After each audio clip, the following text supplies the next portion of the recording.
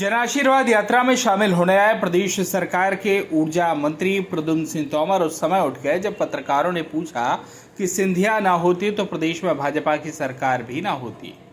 उनके साथ खनिज मंत्री एवं यात्रा के प्रभारी बृजेंद्र प्रताप सिंह भी उठकर चले गए।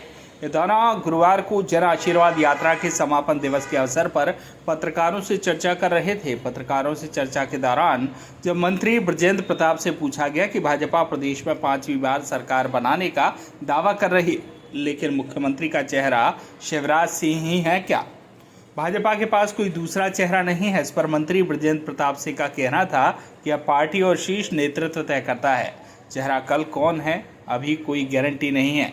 हम संगठन पर आधारित पार्टी हैं, किसी चेहरे को लेकर हम लोग आगे नहीं बढ़ते हैं। जो शीर्ष नेतृत्व और संगठन तय करता है हम उस पर काम करते हैं।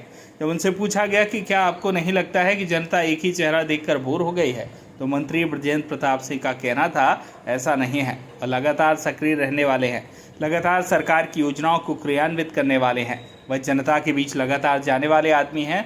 वहीं कांग्रेस की जन आक्रोश यात्रा को लेकर उनका कहना था कि हमने काम किया है, इसलिए हम जनता के बीच आशीर्वाद यात्रा निकाल रहे हैं और निकालते रहेंगे। हम यही चाहेंगे कि कांग्रेस आक्रोश यात्रा निकालती रहे। वहीं चुनाव के समय सिलेंडर के दाम कम करने के सवाल पर उनका कहना था कि यह पार्टी तय करती है कि कब कौन सा निर्णय लेना है। सिंधिया के सवाल के साथ ही पत्रकार वार्ता खत्म हो गई।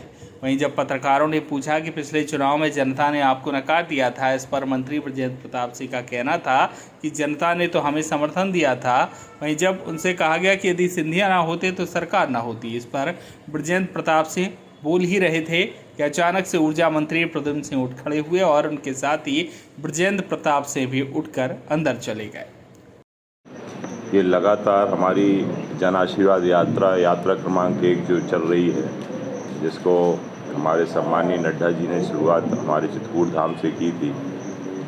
और ये खुशी भी ये है कि एक वनवासी राम से और राजा राम की तरफ हमारी जा रही है यात्रा, क्योंकि वहाँ से चित्रकूट से चालू हुआ था तो और निश्चित रूप से आज पूरा विंध्य बुंदेलखंड को कवर करते हुए आज करीब 11 ज़िले हमारे कंप्लीट हुए हैं और हम इसको 2000 किलोमीटर से भी ज़्यादा हमारी यात्रा का अभी जो चले हैं हम लोग 2000 किलोमीटर के ऊपर हम चल भी गए हैं। करीब 48 विधानसभा हमारी कवर हुई हैं, 45 करीब, और टोटल शायद 48 टोटल हैं, जिसमें 45 हो गई हैं, मात्र 3 हमारी विधानसभा बची हुई हैं और आज निवाड़ी में भी प्रवेश कर रहे हैं।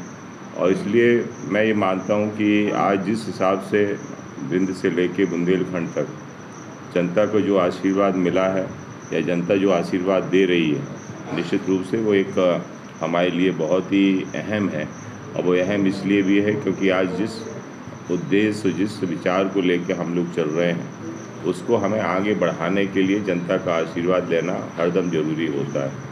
और ये पहली बार हमारी कोई यात्रा नहीं निकली, इसके पहले भी हमारे माननीय मुख्यमंत्री जी लगातार यात्रा निकालते रहे और जनता के बीच में जाते रहे। और ये भी आप देखिए कि हम लोग लगातार यदि हम सरकार में हैं और सरकार में रहने के बावजूद और उसके बाद सब काम करने के बावजूद जनता के बीच में आशीर्वाद लेना एक अपने आप में, क्योंकि आपने देखा होगा कि जब माननीय दिग्विजय सिंह जी हमारे मुख्यमंत्री थे और उसके बाद उनका जिस हिसाब से हर्ष हुआ था, उन्हें बंटाधार बोल दिया गया था, जब भी वो कहीं जाते थे तो उन्हें बातें सुननी पड़ती थी, लेकिन हमारे प्रति जनता का बड़ा आशीर्वाद है और उसका मूल कारण है कि जो हमारा नेतृत्व है, चाहे वो केंद्र का हो चाहे प्रदेश का हो, वो जनता के बीच में लगातार रहते हैं, काम करते हैं। यदि आज हम अपने माननीय मुख्यमंत्री जी की बात करें तो शायद ही है वो किसी दिन अपने घर में रुकते हों और लगातार उनका समय जनता के बीच में जाता है। और इसलिए हम लोग जो निर्णय भी ले रहे हैं उसको हम परिपालन भी कर रहे हैं, उसको पूर्ण भी कर रहे हैं। आज चाहे वो जन समस्याओं को लेके हो चाहे विकास को लेके हो, आज जो भी हम लोगों ने वादे किए थे वो हम पूर्ण कर रहे हैं। और इसलिए आपने देखा होगा कि किसी भी विधानसभा में हम लोग जाते हैं तो वहाँ का जो विधायक है या वहाँ के जो हमारे कार्यकर्ता हैं वो बड़े गर्व से अपने कार्यों को गिनाते हैं और करोड़ों के कार्य हमारे होते हैं। एक सरकार थी जो खजाना खाली की बात करती थी और कुछ नहीं देती थी, चलती हुई योजनाएं बंद करती थी। और दूसरी सरकार है कि नई नई योजनाएं लाके और हम लोग क्रियान्वित भी कर रहे हैं, वो दे भी रहे हैं। और इसलिए आज हम विकास की तरफ भी, बहुमुखी विकास की तरफ भी बढ़ रहे हैं और गरीबों के कल्याण के लिए भी हम लोग लगातार जा रहे हैं। कांग्रेस सरकार ने जब सत्ता में आई है तो लूट की है, और जब सत्ता से बाहर आई है तो झूठे बातें करके और आने का प्रयास करती है। तो मैं ये मानता हूँ कि आज जो हमारी अनवरत जो यात्रा चल रही है उसमें आज हमारा रात को कल हमारा टीकमगढ़ में पड़ाव था, और उसी पड़ाव के तहत अब आज से हमारी फिर से शुरुआत हुई है। और हमारे आज सबसे बड़ी खुशी की बात है कि हमारे सीनियर एक नेता, हमारे माननीय मंत्री आज उस हमारी रथ यात्रा में हमारे प्रद्युम्न सिंह तोमर जी रहने वाले हैं, और वो एक मुख्य अतिथि के रूप में हमारे इसमें आए हैं। और इसके साथ ही हमारे जो लगातार सहयोगी के रूप में हमारे बीच में चल रहे हैं, हमारे गुड्डन पाठक जी और हमारे के श्रीवास्तव जी, अमित जी तो हैं ही हैं, हमारे जो आज ज़िले के अध्यक्ष हैं, जिन्होंने कल पूरा कमान संभाली हुई थी, हमारे साथी भाई राकेश जी जो हमारे यहाँ के लोकप्रिय विधायक हैं, और सभी हमारे जो कार्यकर्ता हैं उनके सहयोग से ही हमारी ये यात्रा पूरी अनवरत चल रही है। और मैं ये मानता हूँ कि जिस उद्देश्य को लेके यात्रा निकली है हम उसमें सफल हो रहे हैं।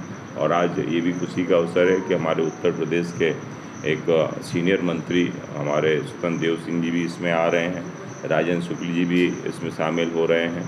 और इसलिए मैं ये मानता हूँ कि कोई ना कोई हमारा राष्ट्रीय नेता भी आता है इस यात्रा में, जैसे कि कल माननीय प्रभात जी भी हमारे बीच में थे।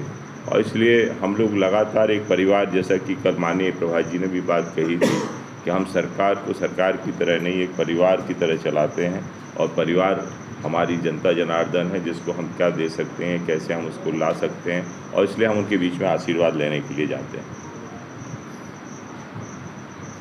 जैसे एक स्विंग का यूनिट बिजली होती है तो उसका बिल 1300 रुपये आता है सीधा, तो सब्सिडी टोटल ख़त्म हो जाती है। तो इसमें जो एक स्विंग काउंट के बाद 50 के बाद जो बिल है उसका लें 10 रुपये यूनिट के हिसाब से मिलता है।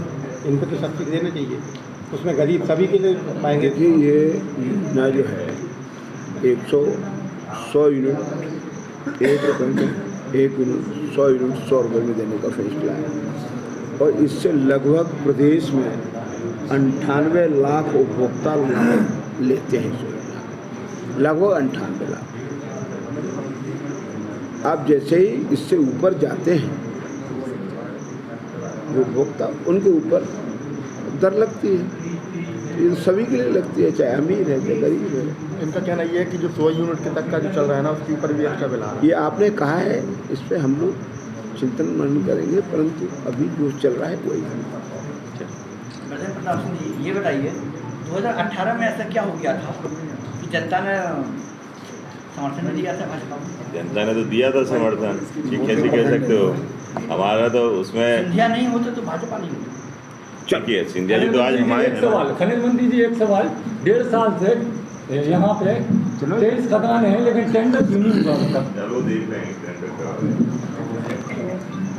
टीकमगढ़ से मनोज सिंह की रिपोर्ट।